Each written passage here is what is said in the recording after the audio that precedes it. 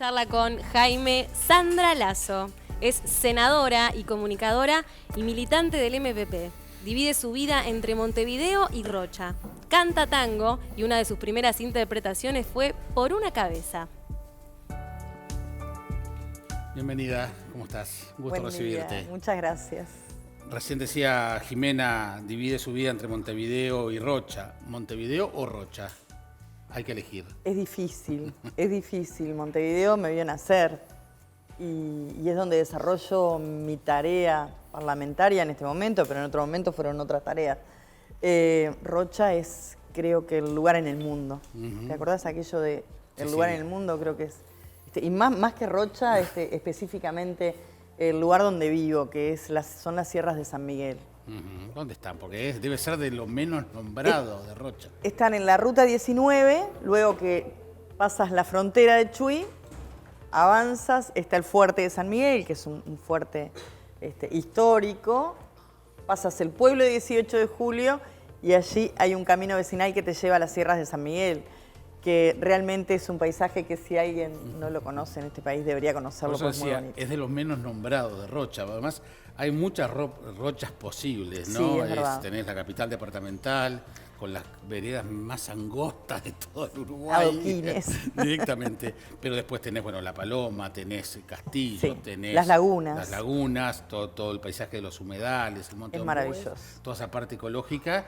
Pero después también tenés la frontera con el Chuy y entonces tenés una realidad totalmente diferente, ¿no? Y una diversidad que creo que es lo que hace, fíjate que Chuy, que yo viví muchos años en Chuy antes de pasar a vivir en San Miguel, tiene una diversidad cultural enorme. Allí conviven diferentes nacionalidades. Más que la frontera con Rivera. Yo creo que es sí. distinta. Tiene una particularidad, sobre todo desde el punto de vista cultural, que bueno, la hace la comunidad árabe palestina, claro, que está muy integrada a la sociedad, no solamente desde el comercio, sino también desde lo cultural, y bueno, hace que sea diferente y que muchas veces uno comprende, y durante todos estos años que vivió por allá, comprende a veces el enojo de una población que generalmente es noticia por cosas que suceden vinculadas o al contrabando o algún hecho en particular, y son muy pocas veces noticias. Hay una mezquita maravillosa,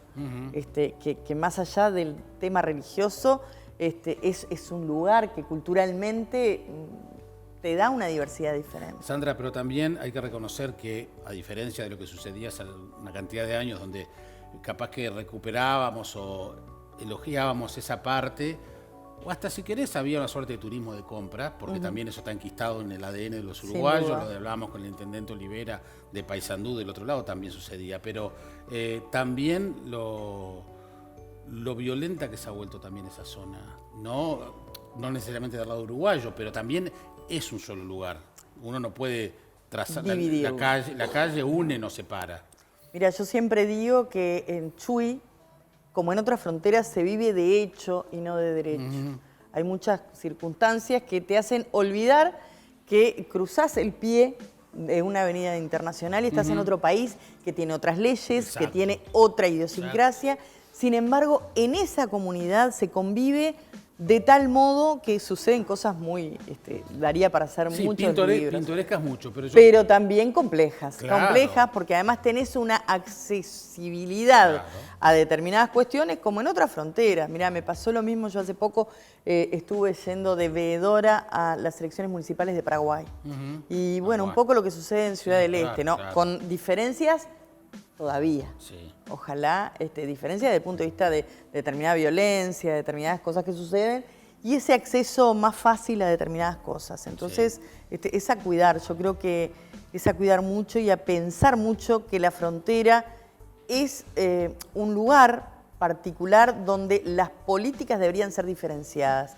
La comunidad trabaja hace muchos años en eso. Hay una comunidad organizada, hay un trabajo en redes institucionalmente muy fuerte que por suerte trasciende lo político, digamos, de turno, ¿no? Hay una comunidad que labura mucho, para usar un término muy coloquial, trabaja muchísimo desde ese lugar, desde lo civil, digamos. No, y además se ha avanzado bastante. Yo recuerdo que en la década del 70, cuando me vine para Montevideo, a nivel de la academia, desde la Universidad de la República, en aquel momento no había universidades privadas, me acuerdo que se hablaba y había trabajos que mencionaban el problema de la frontera, es decir, se analizaba la frontera como un problema y no como una realidad a estudiar. De hecho, los medios de comunicación pública tienen un diseño de estar justamente en la frontera para evitar la penetración de los medios brasileños, es decir, siempre se vio o se analizó como algo negativo esto. Por suerte, con los años se ha cambiado y tenemos hoy hasta artistas que cantan y escriben en portuñol, hacen sus espectáculos, la realidad es diferente, se asume la frontera de otra manera. Pero mira lo que tú decías en cuanto a la presencia de los medios públicos en la frontera.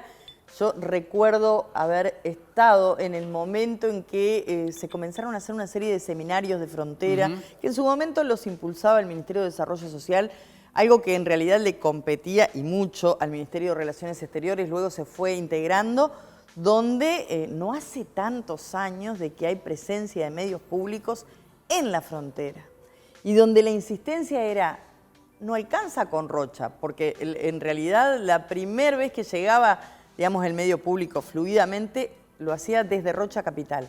Era en Chuy. A ver, a mí me encanta esa diversidad que hace que mucha gente recién ahora esté conociendo en profundidad el carnaval uruguayo, por ejemplo, porque estaba absolutamente integrada a lo que era el carnaval carioca, bueno, sí, particularmente. El fútbol y todas las manifestaciones populares. Y hoy tú tienes un montón, mira, me salió el tú, sí. Viste, que empiezo a hablar de Rocha. El país del deja-deja, decía me César sale Ricandia. todo ese tema. Y tú sabes que a mí me parece fantástico que hoy haya mucha gente que a través de talleres, que a través de diferentes experiencias vinculadas también conozca una cultura que dejó de ser montevideana, como es el carnaval. Lo que pasa que también... Que es muy asimilada a todo el país. También, de todos modos, y ahí admito que sangro por la herida, el país sigue manteniendo una centralidad montevideana. Sí, una macrocefalía. Y da la sensación que lo que no pasa por Montevideo no existiera. Por eso me parece importante estar hablando de estas cosas en un medio desde aquí, que nos ven de todo el país, estar hablando con los intendentes, recibiendo a la gente, porque aún reconocida, estudiada, analizada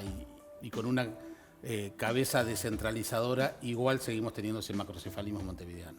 Y es necesario trabajarlo, reitero, como otros temas, como políticas de Estado y como saliendo un poco de lo político partidario. Sí, sí. Yo creo que eso tiene que ser algo muy, muy arraigado en cada uno de nosotros, en reconocer que hay un país que tiene diversidades, incluso lo ves a nivel de los propios departamentos, sí, sí. ¿no? De lo que sucede en la capital a lo que sucede en los diferentes territorios. Yo igual creo que esto que estamos hablando del Chuy, de la frontera, estos temas, yo creo que está más allá de las administraciones de gobierno. Sí, hay vida propia. Exactamente.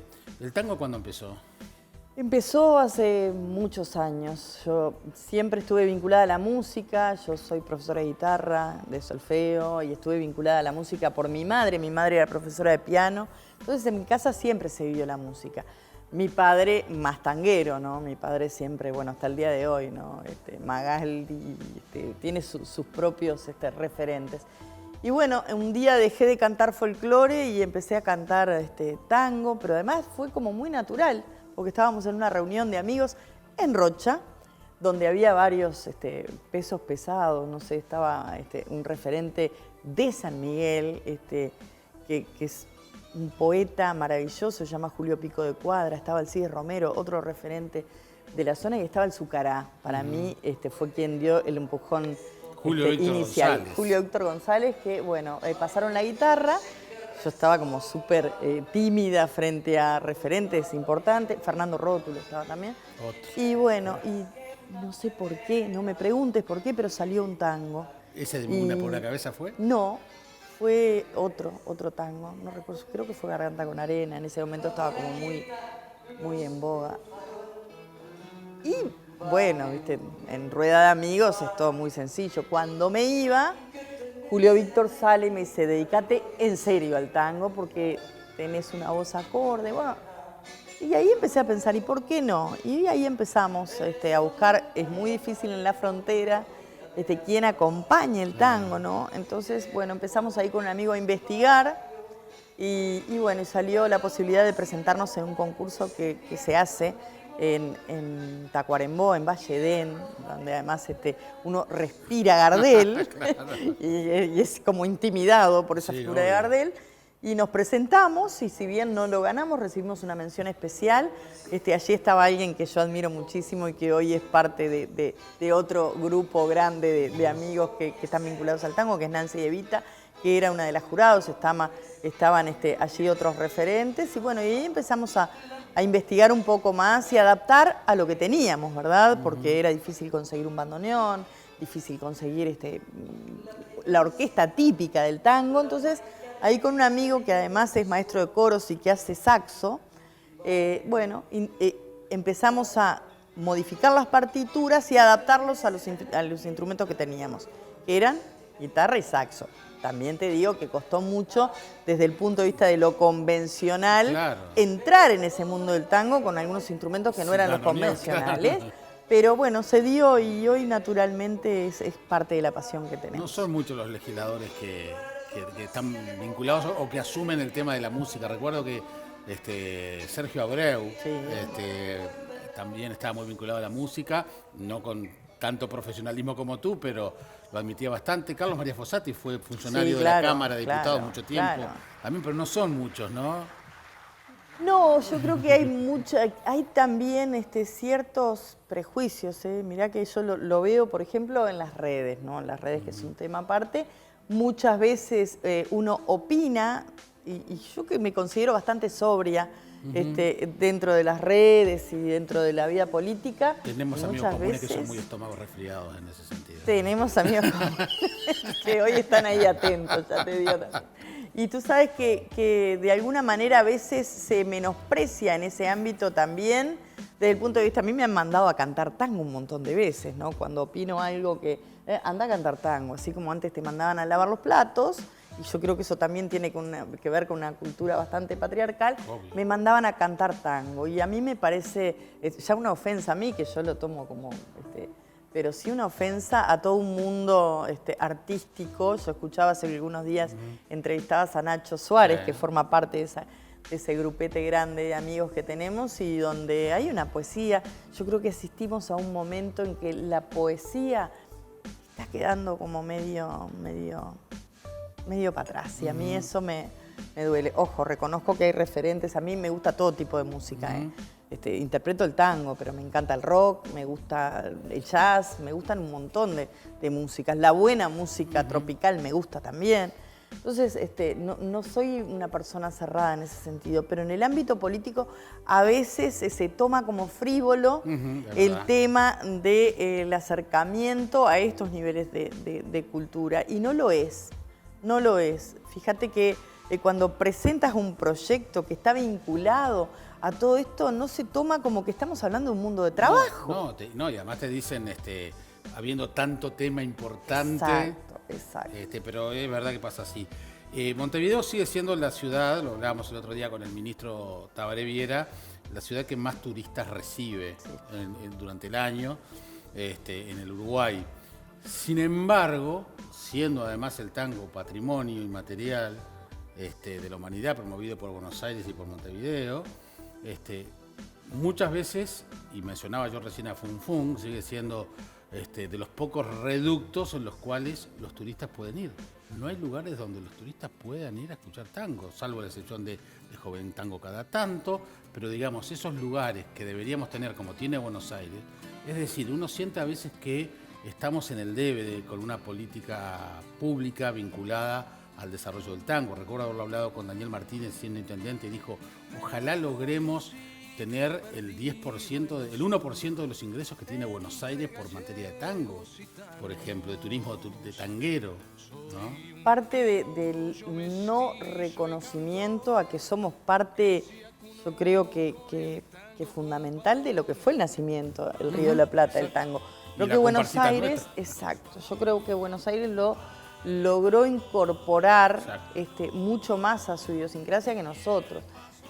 A mí me llama la atención que recién ahora, no hace muchos años, vemos en espacios públicos la gente bailando tango, ciertas milongas. Vos decías, hay muy pocos recintos donde realmente se vive el tango y son maravillosos, ¿no? Porque, bueno, tú mencionas a Funfun, no voy a mencionar a otros, pero los hay, donde realmente la gente, además hay como toda una mística ahí, yo creo que hay algunas cuestiones que son falsos conceptos. Vos vas y hay mucha gente joven, digo, mucha gente joven que se arrima. Para mí el tango, mira, yo hace muchos años tenía un programa que hoy lo continúa mi compañero y está en una radio local de Rocha, que se llama Pingos, Tango y Rock and Roll. Porque para mí entre el tango y el rock and roll hay muchas cosas en común desde su nacimiento.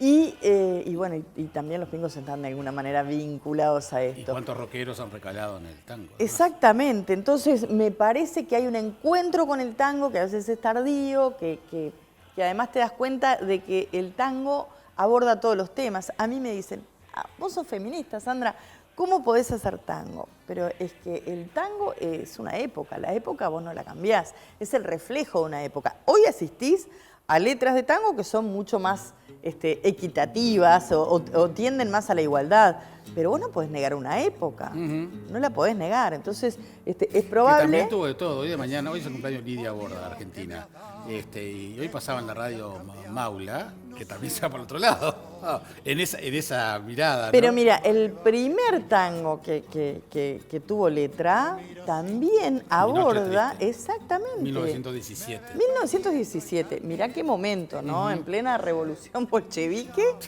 eso sucedía en el mundo y acá se hablaba un tema, Mi Noche Triste, de alguien que de alguna manera reconocía esa separación, ya no de la mujer como ese objeto, la mamá, no, desde otro lugar. Entonces hay que analizar también, me parece, esas letras. Se habla a veces ¿no? demasiado rápido. Esa poesía me parece que es importante. Me encanta el hablar de otras cosas, tendremos tiempo de hablar de política también. Te agradezco que hayas venido, Sandra. El agradecimiento a ti y bueno, y de ese grupete de amigos, esto yo sé que no se hace, pero Susana y Carol cumplieron años, están cumpliendo años hoy, hay que mandarles un beso grande a las dos porque es un grupo muy potente y muy diverso. A mí me importa mucho la diversidad. No es cierto que tenemos que pensar todos iguales y pensar lo mismo para ser amigos. Me parece que pasa por ahí. Menos mal que pensamos distinto, pero que lo podamos sentar a una mesa a poder conversarlo. Gracias, por Jaime. venir.